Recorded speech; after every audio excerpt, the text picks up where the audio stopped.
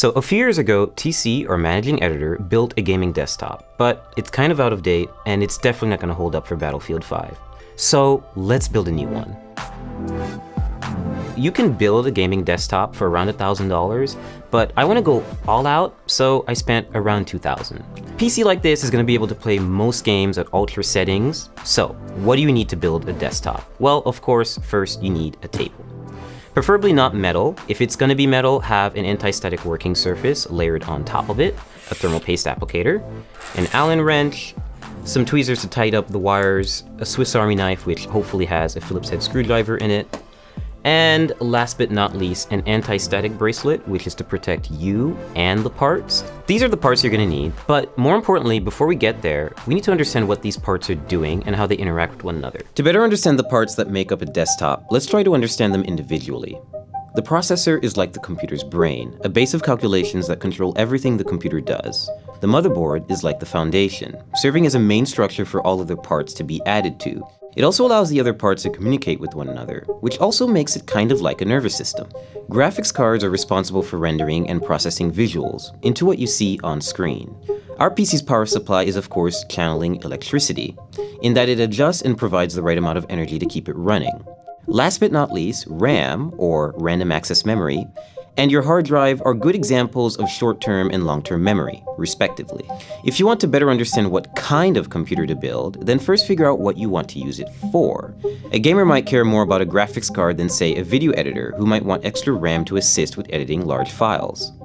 If you're building a budget build for video streaming, say under $1,000, you want to focus on parts, like a Core i5 or Core i3 processor, that require less energy. They'll be less powerful, but then you'll be able to scale back the cost of several other parts. And if you need help choosing the right parts for your build, there's sites like PCPartPicker.com that help show presets for which parts fit together, which sort of part conflicts you might have, and where to find deals on new parts. We have a lot of boxes and a lot of PC parts, so it's best you unbox them, isolate the parts that you really need, place items into the case, and make sure that they all fit, and then start working. And now we're really going to start building by adding the motherboard in. Some notes about installing motherboards: they're really delicate, you should be really careful with them, and screw in with confidence, but also don't screw in too hard, otherwise you could crack the board. I chose Asus's Z370 motherboard for two main reasons. One, it has built-in Wi-Fi and Bluetooth, and also it has support for NVMe SSDs, meaning you can get really fast SSDs that are really easy to install. Pay close attention to the brace that goes at the back of the computer. You always have to make sure that you really hammer it in, because there's no screw, it really just has to go outside of the case and clasp onto the frame. And this is very important because otherwise you can't align the motherboard correctly with the holes. We're just going to start installing all 8 screws. So next we're going to install the RAM on the motherboard. I chose Corsair's 16GB Vengeance LED RAM for two main reasons. One, it has LEDs and we do like lights in our gaming desktops.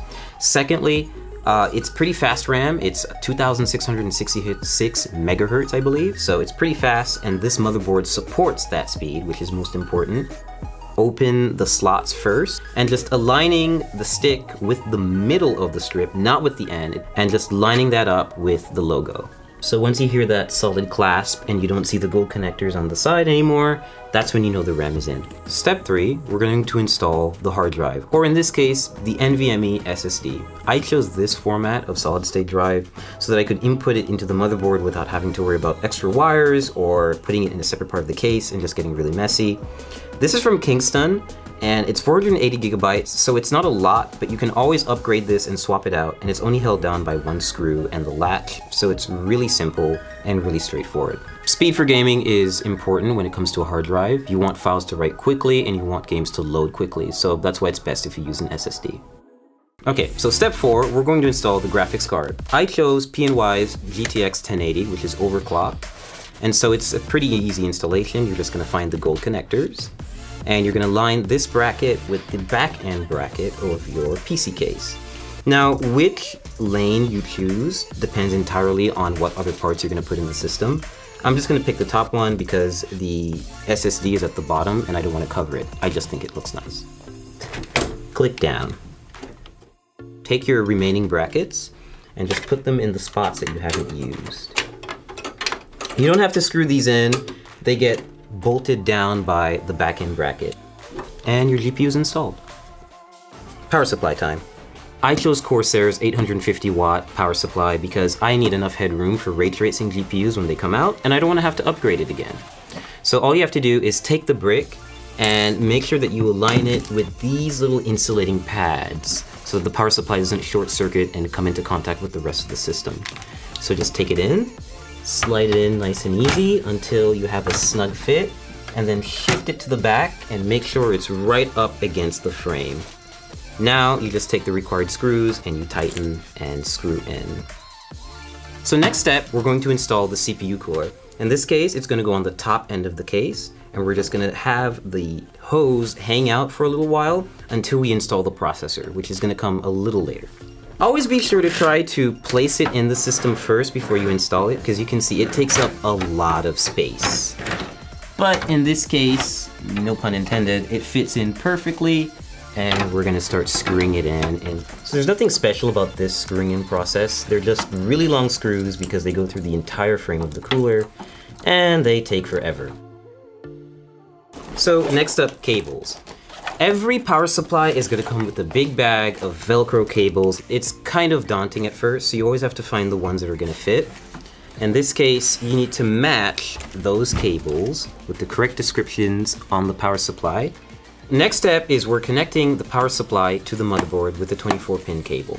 We're just matching that cable from the motherboard, threading it through the back, and attaching the 24-pin header to the power supply so that we can have one of the connections complete. The next few additions will be for the GPU, for any specific ports that the case has, for any lighting that the case has, the CPU cooler, anything else really. We're installing the CPU, the heart of the computer or the brain, depending on how you look at it. So to do this, we're just going to remove the plastic covering that they put on the motherboard. We're just going to take this little plastic part out. We'll just toss that out of here. And now we have an exposed CPU holder, or rather slot, on the motherboard. And we're going to use the CPU applicator. This is a special little part that not everyone may get, but this motherboard that we got from ASUS definitely does have. It's called a CPU installation tool. It makes it really useful if you want to install a Core i7 hexa-core CPU. Yeah, we've got one, and it's an 8th generation chip, and it's ready to go, and it supports overclocking. So what having this little installer does for you is it's basically a brace that you can apply right to the CPU and light it up with the triangles that you'll see on the bottom left corners. And this will make it easier for us to apply it to the motherboard and then apply thermal paste and then apply a CPU cooler on top. And we're just going to carefully lean it down into the system and make sure that everything lines up, and we're going to clasp down on it and we'll be good to go. So we're about to apply thermal paste to the CPU. Every CPU cooler actually comes with a bit of thermal paste already neatly applied in a circle around it, but it's usually not enough. It's good, essentially PC building practice to have a little bit extra and layer it on top of the CPU. The final portion is to add the CPU cooler to the top end of the processor. So you're gonna see that there are 4 brackets, or rather like screws in here with brackets and holders right here.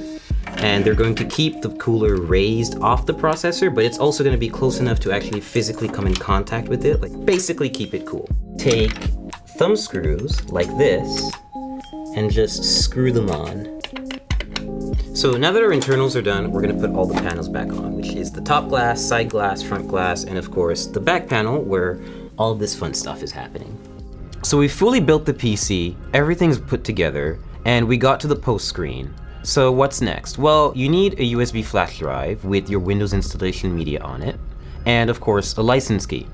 So I plugged that up, installed Windows in a couple of minutes, installed a bunch of drivers, and now we have a fully functioning gaming PC ready to run some games. Right now I've got Arma 3 running at maximum settings, native resolution, which is 1080p HD, and it's running pretty smoothly. Like, I'm averaging 70 and 80 FPS, and this is normally like a very intensive game to run, and it's still doing a pretty good job.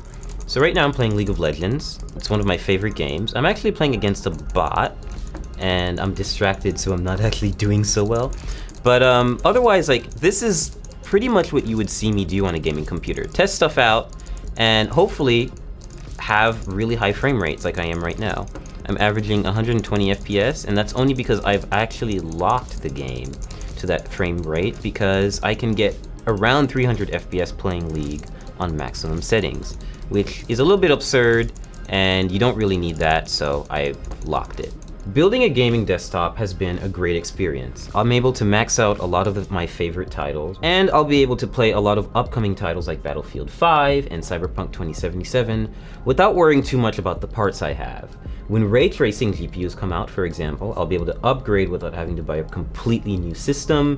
And if I have a problem down the line, I can always just swap out a part and have it serviced rather than losing my whole computer. And of course, now we also have a computer to test and benchmark games here at The Verge.